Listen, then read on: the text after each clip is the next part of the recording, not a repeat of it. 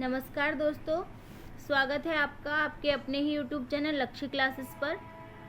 रोज की तरह आज भी हम सामान्य हिंदी के कुछ महत्वपूर्ण प्रश्नों पर चर्चा करेंगे। आप सभी लोग जल्दी से जल्दी जुड़ जाइए और सेशन को शेयर कर दीजिए। जल्दी से जल्दी सभी लोग जुड़ जाइए और सेशन को शेयर कर दीजिए सभी लोगों में, ताकि सभी जल्दी से आ सकें।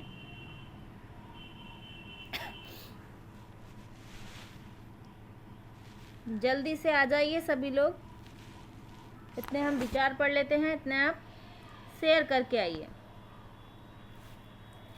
मुश्किलों से भाग जाना आसान होता है, हर पहलू जिंदगी का इम्तिहान होता है।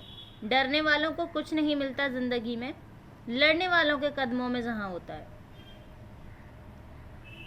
बहुत अच्छी लाइन है। मुश्किलों से भागना बहुत आसान होता है। कभी भी कोई मुश्किल आई और तुम उन मुश्किलों से भाग जाओ, बहुत आसान होता है। लेकिन क्या है कि एक मुश्किल से आप भाग जाओगे, दूसरी मुश्किल आपको सामने खड़ी हुई दिखाई देगी। तो इसलिए पहली मुश्किल का सामना कीजिए, क्योंकि ज़िंदगी है, हर कदम पे एक इम्तिहान है और हमें उनको पार करना है। ठीक है। डरने वालों को कुछ नहीं मिलता। यहाँ जो डर जाते हैं उन्हें कुछ नहीं मिलता। जो लड़ते हैं ना, उनके ही कदमों में जहां होता है। दौड़ में शामिल होके हारना नहीं होता। हारते तो वो लोग हैं जो दौड़ में शामिल ही नहीं होते। शामिल होके हारना कभी हारना नहीं होता। एग्ज़ाम देके तुम क्रॉस नहीं कर पाते तो फेल होना नहीं होता। फेल होना तो वो होता है जो एग्ज़ाम फॉर्म फिल कर देते हैं और एग्ज़ाम देने जाते ही नहीं हैं। फेल तो वो हुए हैं जो एग्ज़ाम देकर आते हो। जो लोग एग्ज़ाम देकर आते हैं वो फेल कभी नहीं होते हैं, क्योंकि वो कुछ ना कुछ तो ज़रूर सीख के आते हैं। लेकिन जो लोग जाते ही नहीं हैं, असफल तो वो होते हैं। ठीक है। तो आपको मुश्किलों से भागना नहीं है, हर इम्तिहान का डट के सामना करना है और डरना तो बिल्कुल नहीं है, क्योंकि क्या होता है, लड़ने वालों के कदमों में जहां होता है। तो हर परेशानियों से, हर मुश्किलों से आपको लड़ना है और जीतना भी है। ठीक है। ज़िंदगी एक जंग है और इसे हमें हर हाल में जीतना है। चलिए चलते हैं अगले प्रश्न पर। प्रश्न देख लेते हैं अब।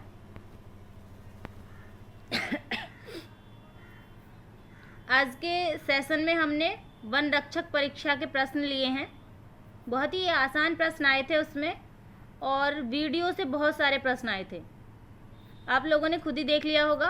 वैसे तो बताने की ज़रूरत नहीं है, लेकिन फिर भी मैं बता दूं, बहुत सारे प्रश्न हूबहू आए थे मेरी वीडियो से वन रक्षक परीक्षा वाले एग्ज़ाम में। चलिए अब प्रश्न देख लेते हैं। प्रश्न है हमारा, निम्नलिखित में से कौन सी प्रेमचंद की कृति नहीं है। ये प्रश्न एग्ज़ाम में आया है और आपको आंसर बताना है। ऐसे बैठिएगा आज सेशन में जैसे आप परीक्षा हॉल में बैठे हैं, और अपने अपने आंसर दीजिए ईमानदारी से।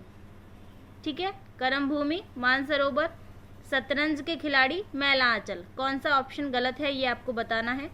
प्रेमचंद की कृति कौन सी नहीं है ये बताना है। जल्दी से बताइए कौन सा ऑप्शन सही होगा। अच्छे प्रश्न हैं सारे, पेपर आसान आया था, लेकिन ना पढ़ने वालों के लिए कठिन था, पढ़ने वालों के लिए पेपर आसान था। जो बच्चे मेरी ही वीडियो देख के चले गए होंगे ना, उनका भी सारा पेपर सही गया होगा। मैं उम्मीद के साथ कह सकती हूँ कि एक दो ही प्रश्न गलत गया होगा उनका, बाकी हिंदी के तो सारे सही गए होंगे। चलिए आंसर ले लेते हैं। डी ऑप्शन हमारा सही है। मैला आंचल प्रेमचंद की रचना नहीं है। करम भूमि, मानसरोवर, शतरंज के खिलाड़ी, ये सभी प्रेमचंद की रचना हैं, लेकिन मैला आंचल प्रेमचंद की कृति नहीं है। प्रेमचंद की नहीं है तो किसकी कृति है? फणेश्वर नाथ रेणु की। ठीक है। फणेश्वर नाथ रेणु की कृति है। जल्दी जल्दी नहीं करना है, आराम से समझते हुए चलना है। क्योंकि अब जो पेपर निकल गया उसका तो हम कुछ उखाड़ नहीं सकते, लेकिन जो आने वाले हैं उनमें यदि ये प्रश्न फिर से रिपीट हो जाएं तो उनमें बहुत कुछ कर सकते हैं, इसलिए ध्यान से पढ़ेंगे। चलते हैं अगले प्रश्न पर। प्रश्न है हमारा, आना जाना में अपेक्षित विराम चिन्ह है। कौन सा विराम चिन्ह लगा है ये आपको बताना है। आना जाना में देखिए यहाँ पे थोड़ी सी मिस्टेक है, यहाँ पे विराम चिन्ह भी लगा हुआ है, ठीक है, ये वाला विराम चिन्ह यहाँ पे लगा हुआ है, ये टाइपिंग मिस्टेक हो गई है। आना जाना में अपेक्षित विराम चिन्ह है, कौन सा है ये आपको बताना है। जल्दी से कमेंट बॉक्स में आंसर दीजिए, कौन सा विराम चिन्ह है। योजक चिन्ह है, पूर्ण विराम है, प्रश्नवाचक चिन्ह है, अर्धविराम है।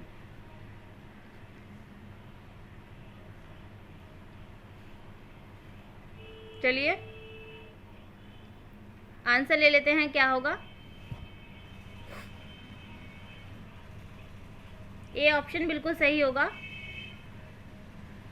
योजक चिन्ह है ये, जो द्वंद्व समास में प्रयोग होता है, ठीक है। वैसे भी आना जाना शब्द में द्वंद्व समास है, और आना जाना शब्द में जो प्रयोग हुआ है ये कौन सा चिन्ह है, योजक चिन्ह है, ठीक है। चलते हैं अगले प्रश्न पर।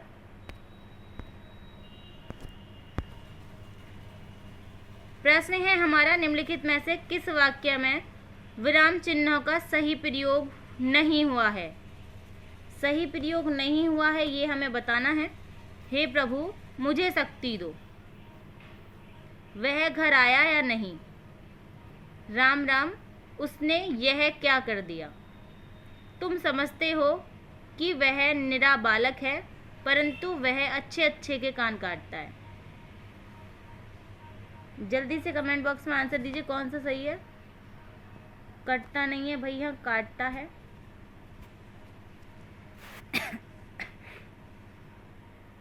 जल्दी से आंसर दीजिए, प्रश्न ये भी अच्छा है।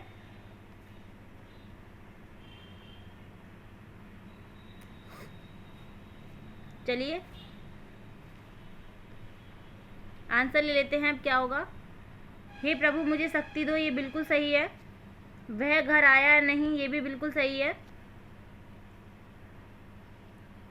तुम समझते हो कि वह निरा बालक है परंतु अच्छे अच्छे के कान काट देता है, ये भी बिल्कुल सही है।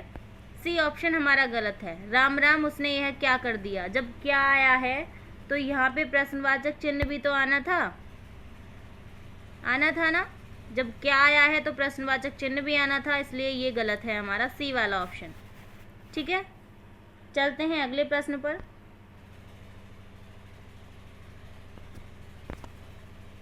प्रश्न है हमारा, शायद कल निकुंज यहाँ आए। शायद कल निकुंज यहाँ आए, कैसा वाक्य है ये हमें बताना है।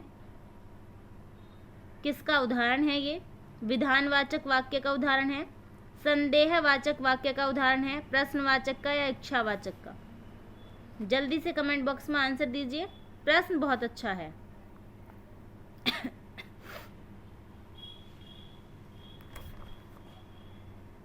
जल्दी से आंसर दीजिए।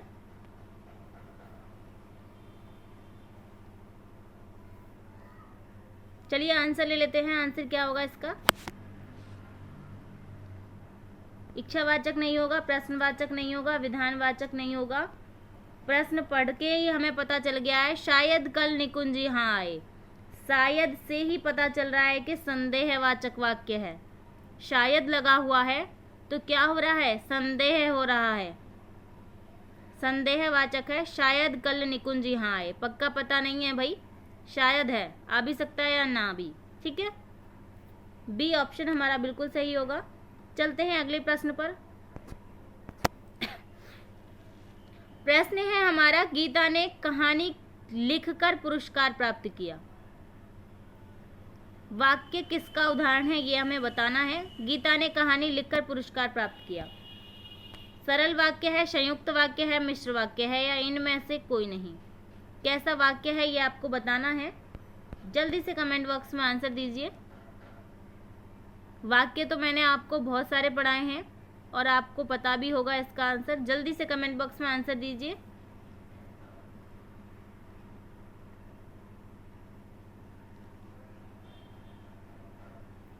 चलिए आंसर ले लेते हैं, क्या होगा। इसमें कोई संयोजक चिन्ह नहीं है। संयुक्त वाक्य और मिश्र वाक्य को हम संयोजक चिन्ह से पहचानते थे। ए ऑप्शन हमारा सही है, ये सरल वाक्य है। ठीक है, सरल वाक्य है ये हमारा। गीता ने कहानी लिखकर पुरस्कार प्राप्त किया। चलते हैं अगले प्रश्न पर। प्रश्न है हमारा, मैंने एक बूढ़े आदमी को देखा जो बहुत बीमार था। ठीक है, बहुत के बाद यहाँ पे बीमार भी है भाई, बहुत बीमार था। मैंने एक बूढ़े आदमी को देखा जो बहुत बीमार था। वाक्य किसका उदाहरण है ये आपको बताना है। सरल वाक्य, संयुक्त वाक्य, मिश्र वाक्य, सरल एवं संयुक्त दोनों। जल्दी से कमेंट बॉक्स में आंसर दीजिए। मैं एक बार और पढ़ के बता देती हूँ। मैंने एक बूढ़े आदमी को देखा जो बहुत बीमार था। इस वाक्य में पूछा है कि वाक्य कैसा है ये बताना है आपको। जल्दी से कमेंट बॉक्स में आंसर दीजिए। आसान है और मैंने पढ़ाया भी है। योजक चिन्ह लगा हुआ है, संयोजक चिन्ह, संयोजक चिन्ह जो लगा हुआ है और जो हमारा किस में लगता है, मिश्र वाक्य में। ठीक है, सी ऑप्शन हमारा सही होगा। संयोजक चिन्ह से हम पहचान लेंगे इसको, जो लगा हुआ है और जो हमारा मिश्र वाक्य में लगता है। चलते हैं अगले प्रश्न पर। प्रश्न है हमारा, अभय उभय के समरूपी भिन्नार्थक हैं। अभय और उभय दो शब्द दिए हुए हैं और इनके बारे में पूछा है कि इनके समरूपी भिन्नार्थक हैं। क्या है? निडर दोनों, निडर एक, भयभीत दोनों, दोनों या एक। इन दोनों के आपको ये प्रश्न थोड़ा समझ में नहीं आ रहा होगा, मैं इसे थोड़ा सा आपको पहले समझा देती हूँ। उभय और अभय ये दो शब्द दिए हुए हैं, इनमें से ये पूछ रहा है कि इसके अर्थ में कौन सा है और इसके अर्थ में कौन सा है। ठीक है, आपको समरूप बताना है, इनमें से कौन कौन सा किस किस के समरूप है, अभय किसको कहते हैं और उभय किसको कहते हैं, ये आपको बताना है। ठीक है, ऐसे प्रश्नों में एक चीज़ आपको और ध्यान रखना है कि जो शब्द पहले दिया हुआ है उसका अर्थ भी आपको पहले ही देखना है, जो शब्द बाद में दिया हुआ है उसका अर्थ आपको बाद में लगाना है। ऐसा नहीं है कि आप बदल के लगा दें, जो पीछे दिया हुआ शब्द है जैसे उभय, उसका अर्थ आप पहले लगा रहे हैं तो गलत हो जाएगा। ठीक है, ये बात आपने ध्यान देनी है। चलिए अब आंसर ले लेते हैं। आंसर क्या होगा? ए ऑप्शन हमारा बिल्कुल सही होगा। क्यों सही होगा? अभय का मतलब होता है निडर। अभय जिसमें भय ना हो उसे कहते हैं निडर। ठीक है, लेकिन उभय का मतलब होता है, उभयलिंग होता है ना, दोनों। ठीक है, उभय का मतलब क्या होता है? दोनों। पहली वाली अभय का मतलब निडर और उभय का मतलब दोनों, तो ए ऑप्शन हमारा बिल्कुल सही होगा। ऑप्शन बी को देख लेते हैं, ये सही क्यों नहीं है। इसमें अभय का मतलब तो ठीक लिखा हुआ है निडर, लेकिन उभय का मतलब एक नहीं होता है, दो होते हैं। ठीक है, अब ऐसे ही हमारा तीसरा वाला ऑप्शन है, भयभीत नहीं होता है, दोनों होता है। ये वाला गलत है, इसमें ये वाला गलत है। ठीक है, तो ए ऑप्शन हमारा सही है। चलते हैं अगले प्रश्न पर। प्रश्न है हमारा, चपला और चपल के समरूपी भिन्नार्थक हैं। सेम पिछले वाले प्रश्न की तरह आपको करना है। जल्दी से कमेंट बॉक्स में आंसर दीजिए। प्रश्न अच्छा है। बिजली तेज, तेज बिजली, बादल गर्जन या गर्जन बादल। यहाँ भी बादल है भाई। ठीक है, जल्दी से कमेंट बॉक्स में आंसर दीजिए।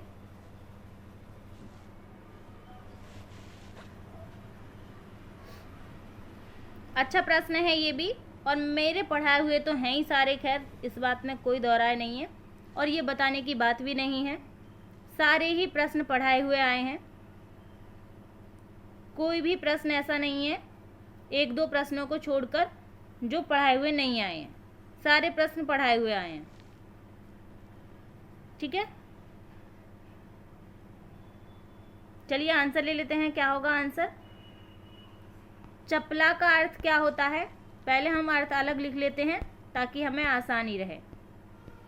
बिजली को कहते हैं चपला। चपल किसे कहते हैं? तेज को कहते हैं चपल। तो पहले नंबर पे बिजली होनी चाहिए और दूसरे नंबर पे तेज। पहला ही ऑप्शन हमारा सही है, बिजली और तेज। ठीक है, ऑप्शन में तो दूसरे में भी तेज और बिजली दे रखा है, लेकिन हमें क्रम से देखना है।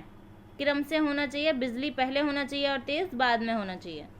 ठीक है, चपला का अर्थ होता है बिजली और चपल का अर्थ होता है तेज। ए ऑप्शन हमारा सही है। चलते हैं अगले प्रश्न पर।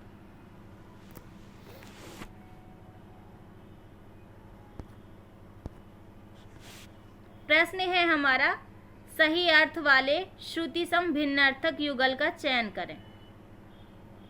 सही अर्थ वाले श्रुति सम भिन्नार्थक हमें चयन करना है।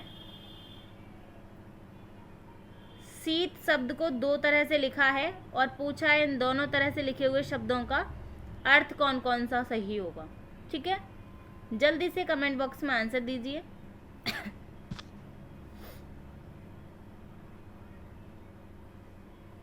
जल्दी से कमेंट बॉक्स में आंसर दीजिए। प्रश्न बहुत अच्छा है, लेकिन ऑप्शन उस हिसाब से अच्छे नहीं रखे हैं इन लोगों ने। चलिए, और भी अच्छी तरीके से इस प्रश्न को रखा जा सकता था एग्जाम में। चलिए आंसर ले लेते हैं। शीत का मतलब पहले ऑप्शन में दिया हुआ है ठंडक तुषार, दूसरे ऑप्शन में दिया हुआ है श्वेत स्त्री का अपहरण, तीसरे ऑप्शन में दिया हुआ है ठंडा और तेज किया हुआ, और लास्ट ऑप्शन है हमारा इनमें से कोई नहीं। तो आंसर ले लेते हैं हम अपना। सी ऑप्शन हमारा बिल्कुल सही होगा। शीत का मतलब होता है ठंडा और इस वाले शीत का मतलब होता है तेज किया गया। ठीक है, आशा करती हूँ आपकी समझ में आ गया होगा। चलिए चलते हैं अगले प्रश्न पर। प्रश्न है हमारा, किस विकल्प में सही विलोम युग्म है? जल्दी से कमेंट बॉक्स में आंसर दीजिए। विलोम किस शब्द में है?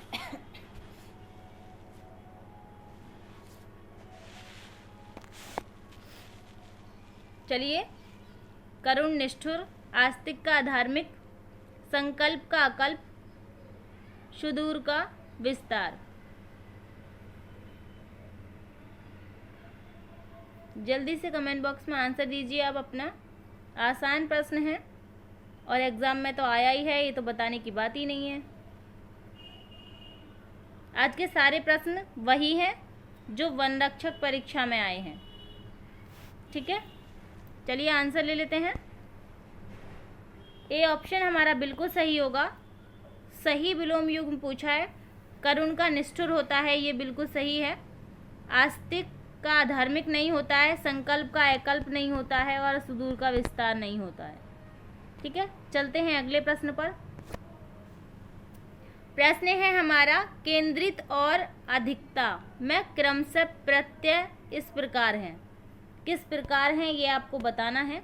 केंद्रित शब्द दिया हुआ है पहले और दूसरे नंबर पे दिया हुआ है अधिकता, और पूछा है हमसे कि इन दोनों शब्दों में प्रत्यय जो हैं वो कौन कौन से लगे हुए हैं, ये आपको बताना है। लेकिन याद रहे, इसने क्रम से भी बोला है, क्रम से बताने हैं। पहले केंद्रित का बताना है, फिर अधिकता का बताना है। जल्दी से कमेंट बॉक्स में आंसर दीजिए। अच्छा प्रश्न है।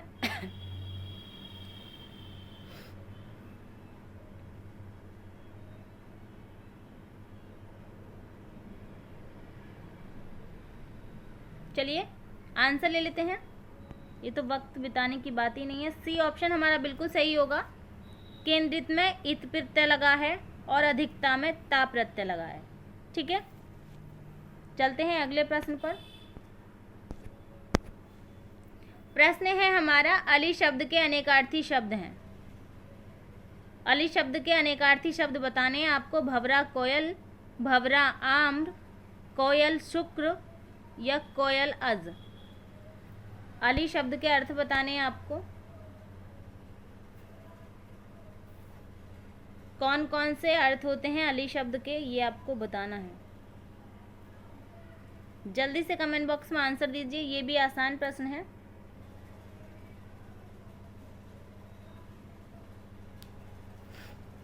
चलिए आंसर ले लेते हैं।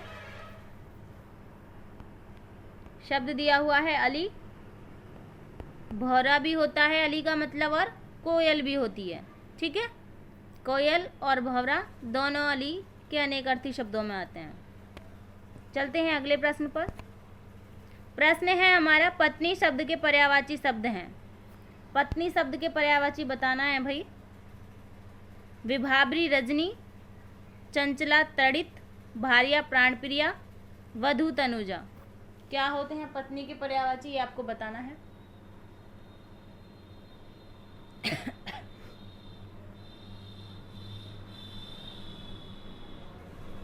चलिए आंसर ले लेते हैं। एक भी प्रश्न ऐसा नहीं आया जो मैंने ना पढ़ाया हो, सारे प्रश्न हूबहू छपे हैं।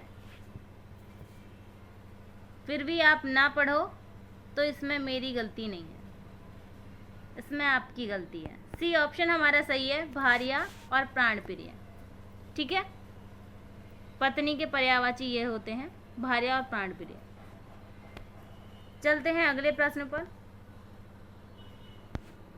मैंने कितनी बार पत्नी के पर्यायवाची बताए हैं, बहुत बार। निम्न में से कौन सी वर्तनी सही है, ये आपको बताना है। चार दीवारी शब्द है और ये बताना है कि शुद्ध तरह से कैसे लिखा जाता है। ये प्रश्न मैंने नहीं पढ़ाया है भाई, जो नहीं पढ़ाया है अभी तक उसके बारे में मैं नहीं कहूँगी कि मैंने पढ़ाया है। ऐसे शब्द पढ़ाए हैं बहुत सारे मैंने शुद्ध वर्तनी वाले, लेकिन चार दीवारी को नहीं बताया था। लेकिन पीछे जितने भी गए हैं सभी पढ़ाए हुए हैं। चलिए अब जल्दी से बताइए, आज इसे भी सीख लेते हैं, हो सकता है आगे किसी एग्जाम में मिल जाए। चार दीवारी कैसे लिखा जाता है ये बताइए।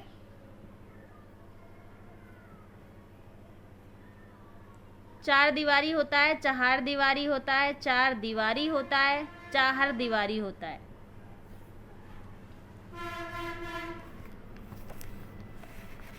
जल्दी से कमेंट बॉक्स में आंसर दीजिएगा। अच्छा प्रश्न है। चार दीवारी किसे कहते हैं वैसे? मकान या मैदान के चारों ओर की दीवार को चार दीवारी कहते हैं। ठीक है, जो चारों ओर से किसी मैदान को चारों ओर से घेरने के लिए जो बनाई जाती है उसे चार दीवारी कहते हैं। समझ में आ गया होगा। अब आंसर ले लेते हैं। बी ऑप्शन हमारा बिल्कुल सही है, चार दीवारी लिखा जाता है। ठीक है, चार दीवारी नहीं लिखा जाता, इसको चार दीवारी लिखा जाता है शुद्ध रूप में। बी ऑप्शन सही है हमारा। चलते हैं अगले प्रश्न पर। प्रश्न है हमारा, निम्न में से कौन सी वर्तनी सही है? कौन सी वर्तनी सही है ये आपको बताना है। कौतूहल कैसे लिखा जाता है? जल्दी से कमेंट बॉक्स में आंसर दीजिए, कौतूहल कैसे लिखा जाता है। कौतूहल कैसे लिखा जाता है, जल्दी से कमेंट बॉक्स में आंसर दीजिए।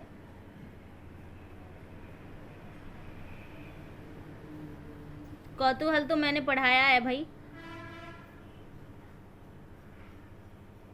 चलिए आंसर ले लेते हैं। सी ऑप्शन हमारा बिल्कुल सही होगा, कौतूहल ऐसे लिखा जाता है। लेकिन डी ऑप्शन भी हमारा सही होता यदि इसमें थोड़ी सी मिस्टेक ना होती। यदि कौतूहल ऐसे लिखा होता तो डी ऑप्शन भी सही होता।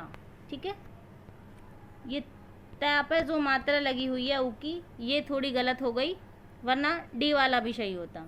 अब हमारा ऑप्शन सी वाला सही है। ठीक है, चलते हैं अगले प्रश्न पर। ये ऐसे होता तो ये सही होता। सी ऑप्शन हमारा सही है। कुतूहल भी लिख देते हैं इसको, लेकिन यहाँ पे गलत लिखा हुआ है वो।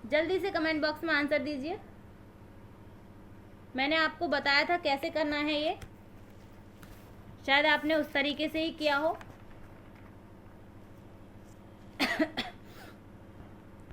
आज्ञा मांगी ऐसे लिखते हैं, मार्ग दिखाया होता है, दिखाया होता है ना, दिखाई नहीं लगाते हैं। परिमाण आया होता है, आई नहीं होती है, ठीक है। गिरह पर गया, ठीक है, गई नहीं होती है। ये ऑप्शन हमारा बिल्कुल सही है, ये स्त्रीलिंग है। आज्ञा मांगी होती है, मैंने उनसे आज्ञा मांगी, ठीक है, तो ये हमारा स्त्रीलिंग है। चलते हैं अगले प्रश्न पर। प्रश्न है हमारा, निम्नलिखित में से कौन सा शब्द पुल्लिंग है? पूर्ति, अभिव्यक्ति, विवाह या छवि? आज के सेशन का लास्ट प्रश्न है। चाल हमारी वही है भाई, हमारा 20 प्रश्न का टारगेट है और हम अपने टारगेट को नहीं भूलेंगे। टारगेट तो टारगेट है भाई। अब बाकी बचे हुए प्रश्न अगली वीडियो में मिलेंगे आपको। आज 20 ही प्रश्न लिए हैं हमने, लेकिन सभी आपके वनरक्षक परीक्षा से ही हैं। बाकी प्रश्न आपको अगली वीडियो में मिल जाएंगे। आप इसका जल्दी से आंसर दीजिए।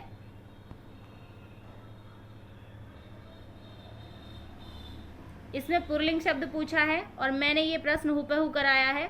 अच्छी पूर्ति, अच्छी अभिव्यक्ति, अच्छी छवि, लेकिन विवाह अच्छा होता है, अच्छी नहीं होता है, ठीक है। इस तरह से ही मैंने उस टाइम बताया था, इस तरह से ही अब बता रही हूँ। आशा करती हूँ आपकी समझ में अच्छे से आया होगा और आपको ऐसा लगा होगा जैसे आप परीक्षा हॉल में बैठे हैं और आपने 20 प्रश्न सही कर दिए हैं यहाँ पे, ठीक है। इतनी देर तक बने रहने के लिए धन्यवाद। लाइक शेयर एंड सब्सक्राइब करते रहिएगा।